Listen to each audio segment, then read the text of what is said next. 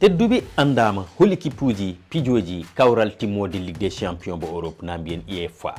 ɗum ko Paris Saint-Germain jogori hawrude e Arsenal ɗum latori ko caggal polgu Paris Saint-Germain e dow Bayern Munich ɗum ko karol mabɓe alarba tawi ko gotel e ndiga kawral jahalngal ko 5-4 wonno polgu Paris Saint-Germain on Paris Saint-Germain kawrowe Arsenal Paul nodo Atletico Madrid mbo telduno e kawral mabɓe e jahol kawral duttal ngal ko Arsenal kay wattidi fode mbiyen gotel e ɓolum enen gandi ngal kawral timmode hakkude Paris Saint-Germain pijowo kawre muɗum ɗiɗi timmode e nder duuɓi ɗiɗi deggodirɗi eɗen gandi ɗum famɗani e Arsenal mo ganduɗa ina heɓɓo walla mbiyen ina ɗaɓɓa rayi muɗum gadana e ngoɗo folotire Ligue des Champions ngal kawral ko ñande capanɗe tati nduɗo lewru joyi ɓuuri jogori wonde tedduɓe holi jogoɗo fonde yiyande moɗon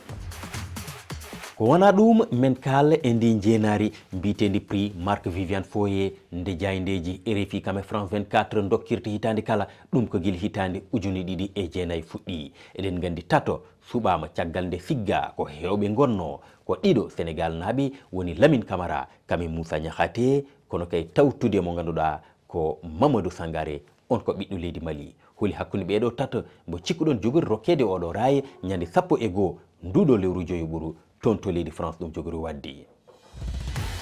ko wona ɗum ko tedduɓe oɗon gandi guila e yontere faltini nde en puɗɗima yurnitade diɗɗi 12 taw torreteɗe folotiri windereyankewo fiji ballon waɗatenga hakkude dowlaji denduɗe Amérique Mexique kame Canada caggal nde jurnitiɗen e yontere faltini nde diɗɗi A kame B nde yontere men gar e diɗɗi C kame D diɗɗal C ngal woni toon ko Brésil Haïti Écosse kame leydi Maroc ndi leydi Maroc tawandi e leydi sappo e jahnoji Afrique to tawi ko diɗɗal dengal woni toon ko Australie dowlaji denduɗe Amérique Paraguay kame Turquie dowlaji denduɗe Amérique en kaali en jaa e yuɓɓinɓe ɓe holno jiruɗen ɗeɗo diɗɗi holki puuji jakoraɗi ko ka en jaltata hen min jewtide hen e hoɓɓe meɗen kono onon ni tedduɓe oɗon mbawi rokkude miijoji kame jiyanɗi moon goppa noon min e médiaji meɗen renɗo tedduɓe adi men ko alerte so gueno haaji